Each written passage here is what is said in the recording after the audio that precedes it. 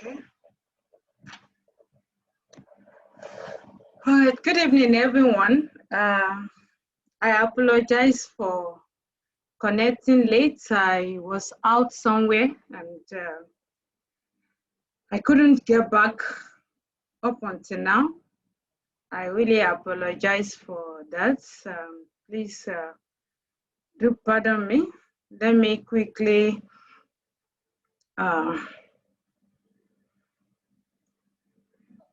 today we'll continue on the Unit 5. Don't forget that last week we started Unit 5. First and foremost, let me welcome those of us that you have been waiting for this class. I appreciate your long patience. I was really head up somewhere and I couldn't get home up until now, like I said. So we are just going to start the class now. Hopefully others will find us. And today we'll be looking at evaluation of health services. Evaluation of health services. That's what we are going to be looking at today. And when we say evaluation of health services, what do we mean by that? But before we even go to evaluation of health services, don't forget that for every unit that we have covered, we always have a learning goal. And the learning goal for this also is for learners to be able to describe and differentiate between evaluation, monitor, and surveillance. So it's very important to be able to differentiate and explain the difference between evaluation and monitoring. And last week when we met, remember that we did mention that monitoring and surveillance has a slight difference. In addition to that, we also want to look at the difference between evaluation and monitoring. And so I'm just going to share my slide quickly on that. Let me quickly share the slide that I have on that, which is on okay, I'm trying because I was rushing. Okay, I can see one here. Okay, so while my PowerPoint is opening, okay, the PowerPoint, okay, this is the PowerPoint.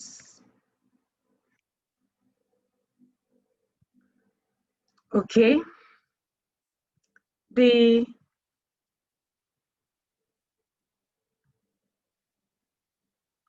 so I'm trying to get this out of the way. Okay, so I'm sharing. Why do we do evaluation? Why do we do evaluation? Sorry, I'm trying to sort out some things there. I'm coming.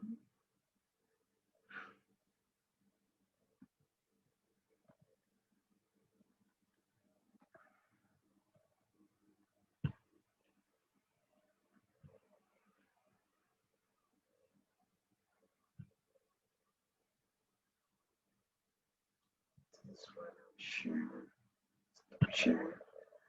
Okay, I'm sorry for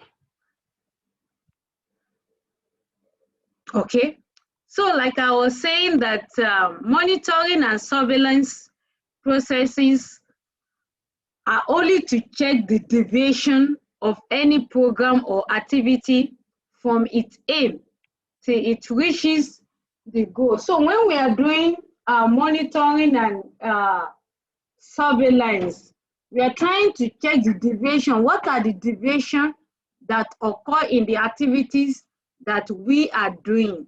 But when we are doing evaluation, in evaluation, you want to look at it. Are you achieving your objective or your goal? So the purpose of monitoring and surveillance is quite different from evaluation. So in evaluation, what basically we do is to assess the achievement. Have we been able to achieve, have we been able to achieve our target goal?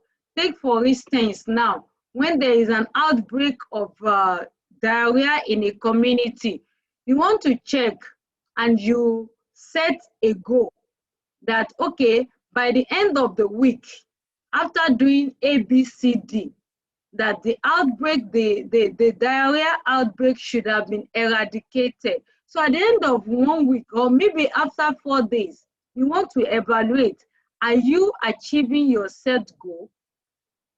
So, and at the end of the time that you set, hopefully you should have 100% of your goal achieved. But in monitoring, you want to, during monitoring or surveillance, you want to check, okay, is the resources you have, is it sufficient?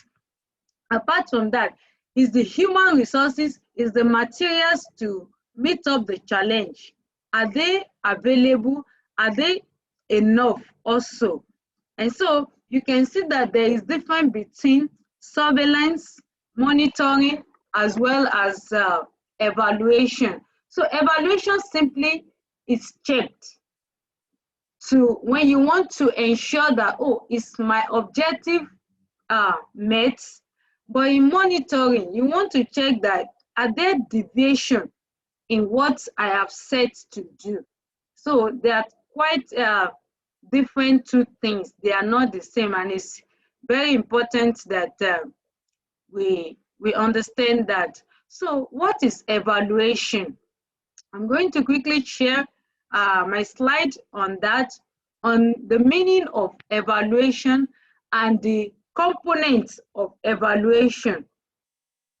So when we say evaluation, it's simply the process by which results are compared with the intended objective. Like I said, an example. What result are you having? What is your objective? So you have set an objective and you want to look, are you meeting your objectives? If not, what is not being done?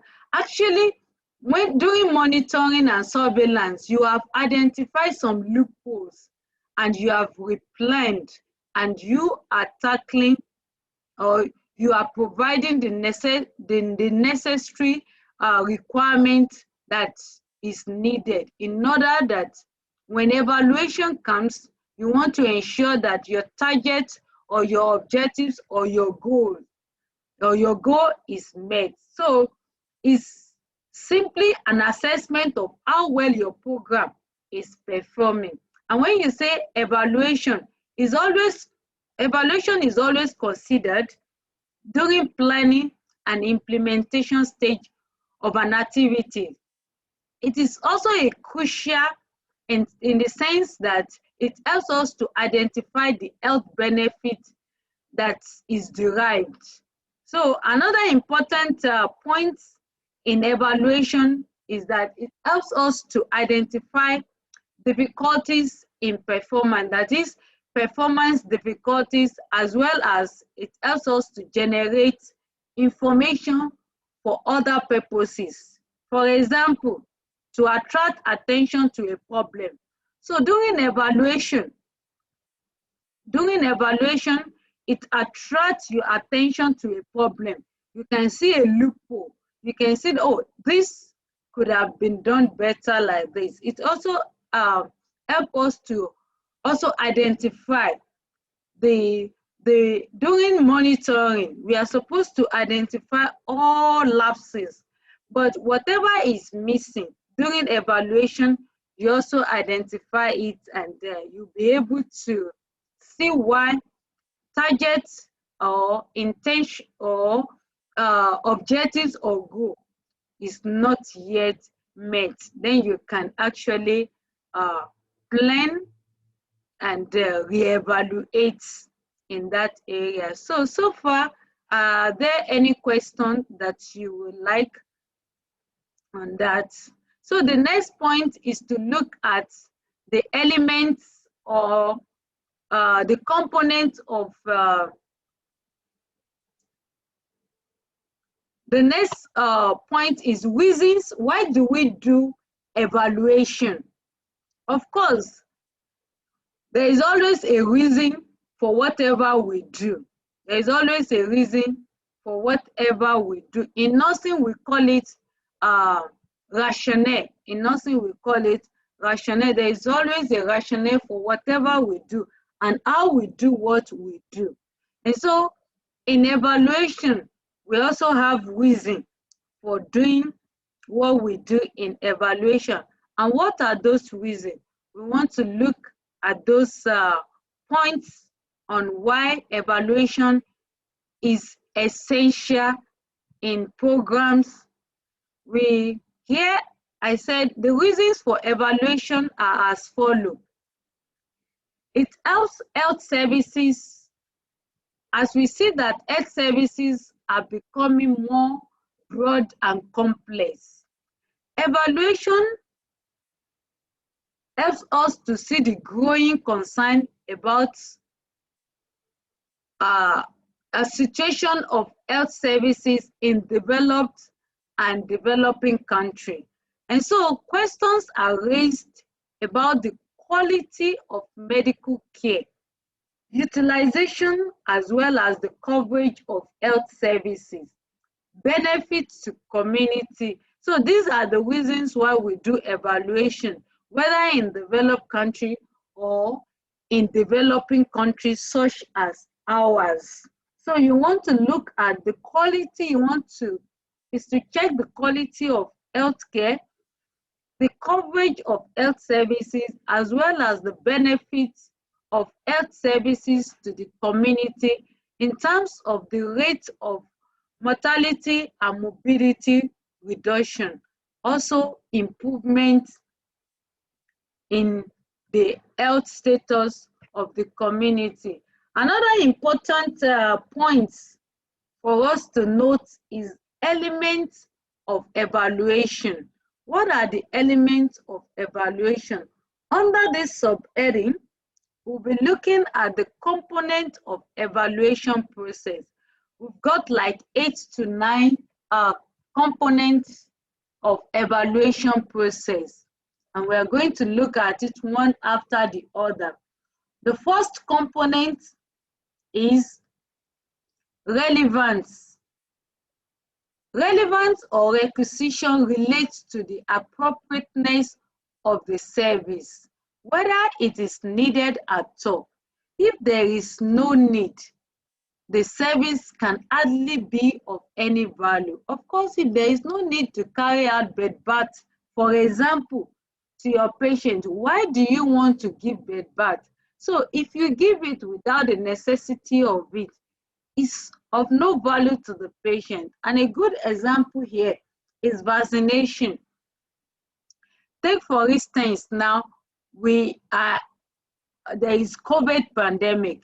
Of what use is smallpox vaccination when there is no outbreak of it?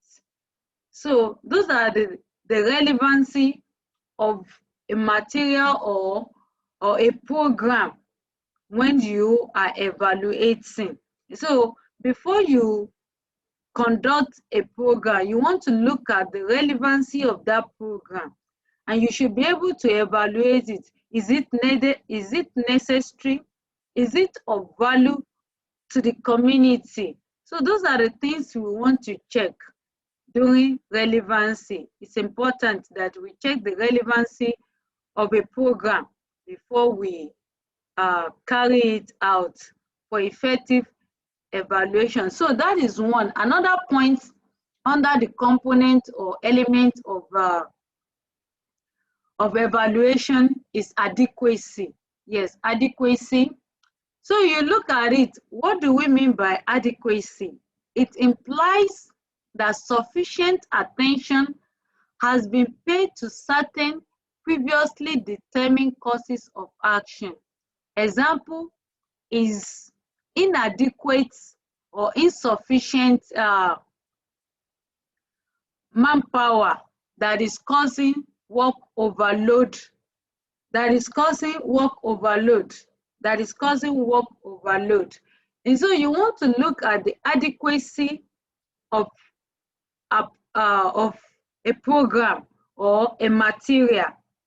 So take for instance, in a community where you have just a nurse that is running the clinic, during evaluation, you can identify that, oh, there is manpower shortage. And when there is manpower shortage, there is work overload on the person that is working. And so that is identified. In other words, that component can hinder the achievement of the goal. And so those are the things we want to also identify. The next component that we also want to consider is acceptability. The program or the activities, is it acceptable? You want to look at it. Does the community accept it? In terms of, take for instance, now when we define primary health care, we mentioned the 4 A's, that health care service must be acceptable, must be affordable, must be available, and must also be acceptable to the community. And so we've seen it coming up in the component of evaluation. And I'm just going to read a few points that I have on the slide here. What does it say? It simply says that acceptability is the proportion of the given population that can be expected to use a specific facility, services, and so on. That is, you want to identify the barriers to accessibility to a program. When you talk of accessibility, what are the things that is preventing the people or a program from being accessed? So example of that is distance. When we have healthcare centers or primary healthcare center, you want to look at the distance or the proximity of this clinic to the community members. You want to look at the timing. How long would they have to travel before they can access clinic or healthcare service? That is in terms of physical accessibility. We also look at accessibility in terms of economic. Don't forget, under the definition of primary health care, where we look at affordability. So you also want to look at it that the cost or the charges of health services, will it not be a barrier for the community member to access health services? You also look at the cultural aspect of it.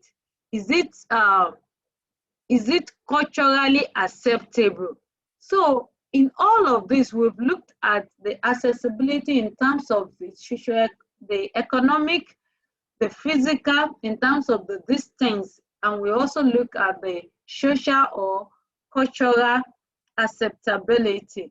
So in a short while, we've looked at just 3 components, which are relevance, the relevancy, we looked at the adequacy, we also look at the accessibility. So before we move to the next 3 points, are there questions so far or any contribution on what we have covered? Question or contribution on the few points that I have just mentioned? If there are, please kindly put it on the chat, your question, your contribution, which I will greatly appreciate. So we'll move to the fourth component of evaluation.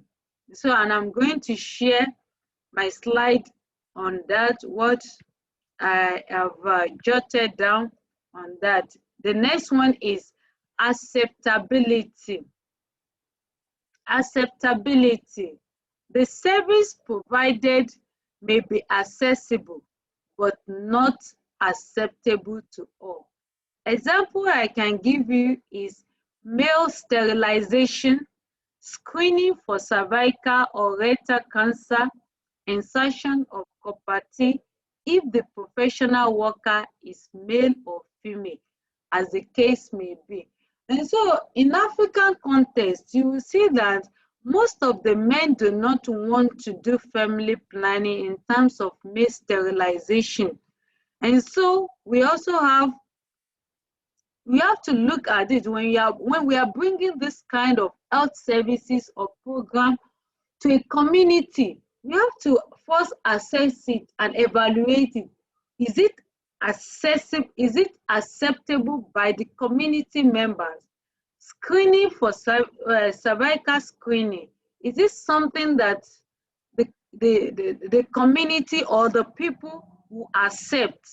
And so copper T in terms of family planning, is it a program or a service or healthcare service that can be accepted if a male nurse is in charge of the clinic?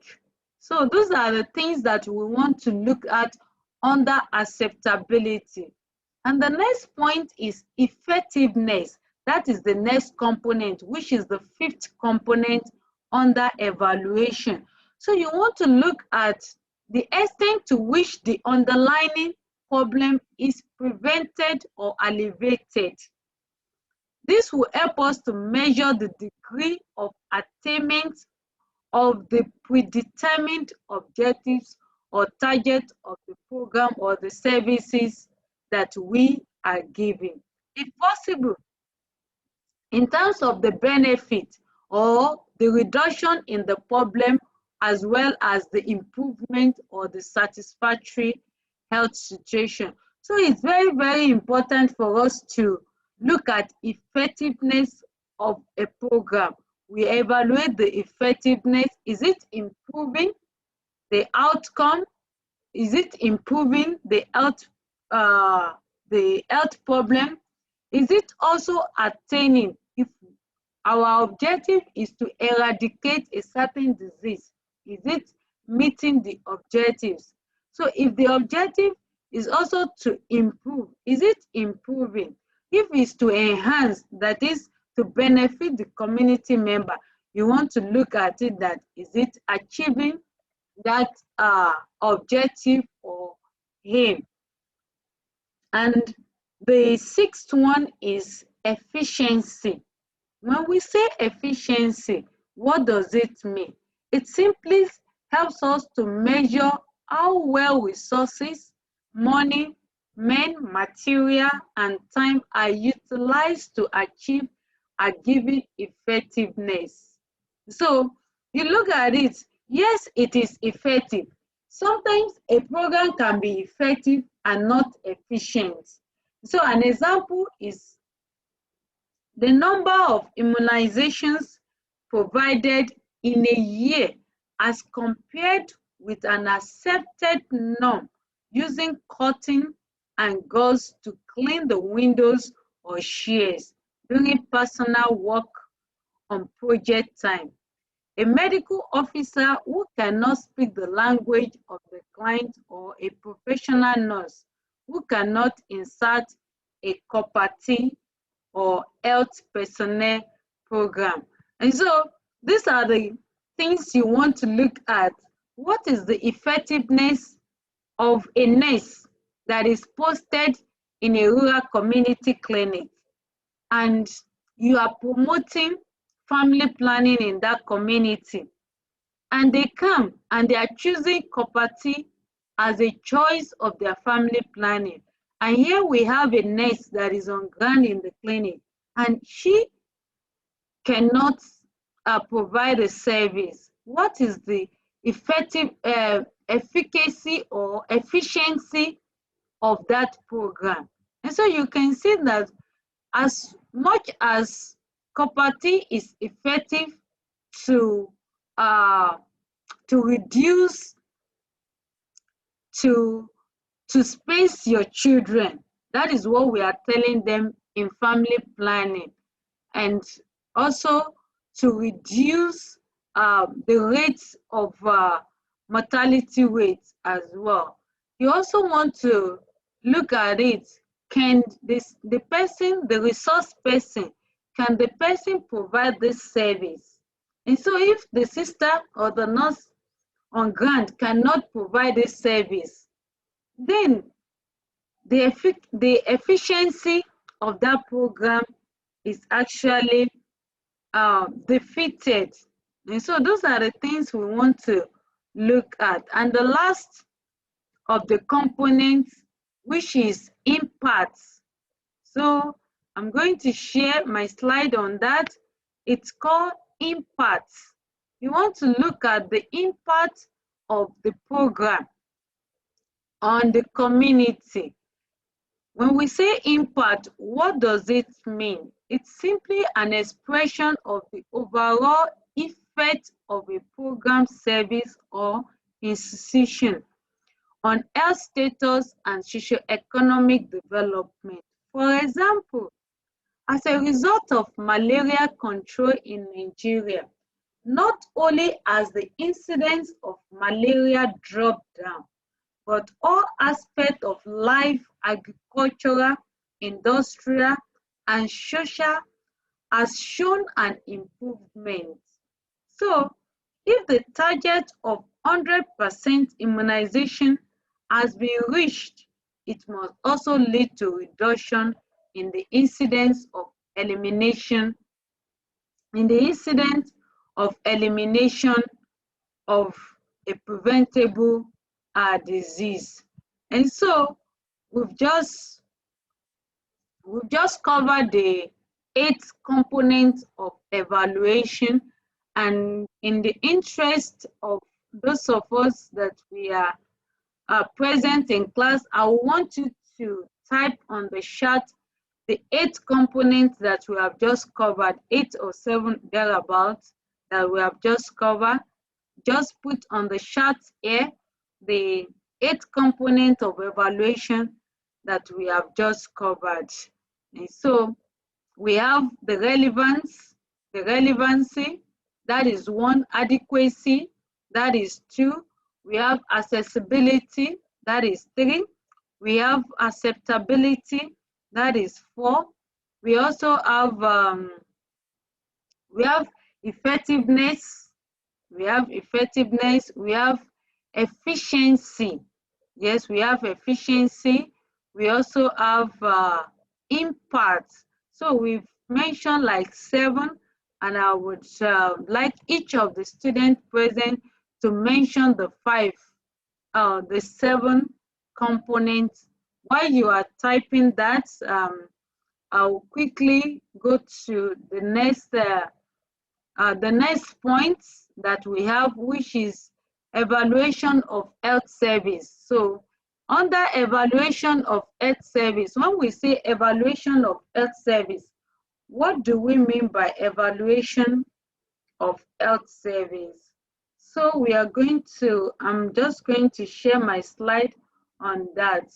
Okay, thank you, Alice Johnson. I can see acceptability, accessibility, adequacy, relevancy. I believe you are still typing. And I also want others to join. For those of us that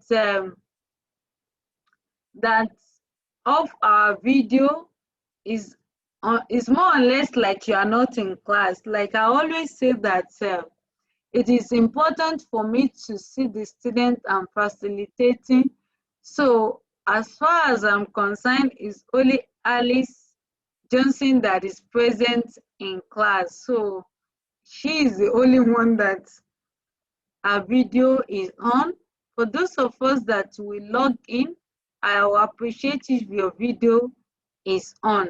So thank you so much. I've seen the components that is there. So the last slide that we are going to share is on evaluation of health service. What do we mean by evaluating health service? Why do we need to evaluate health service? Evaluation of health services. Randomized controlled trials have been extended to assess the effectiveness and efficiency of health services. Often, choices have to be made between alternative policy of healthcare delivery. The necessity of choice arises from the fact that resources are limited and priority must be set for the implementation of a large number of activities which could contribute to the welfare of the society. An excellent example of such an evaluation is the controlled trial in the chemotherapy of tuberculosis in Nigeria, which has been demonstrated that domiciliary treatment of pulmonary tuberculosis was as effective as the more costlier hospital or sanitarium treatments. The result of the study was gained international, that is, this study that has been done has gained international acceptance and has ushered in a new era of domiciliary treatment in treating tuberculosis. And so far that is what we are going to cover on evaluation of health services. And so for those of us that you are patient enough to wait for me, I really want to appreciate your time. And I think next week will be our last lecture. The upper week will be, this is actually our week 7. So next week will be our week 8. Then the following week will just be a feedback. So I'm encouraging us to, from next week, because what we have next week is also very short. So I'm encouraging you to please write out your questions and areas that you want me to expatiate. So, and also encourage your fellow colleagues to also join us next week. From next week, we'll be having feedback and in preparation for our exams.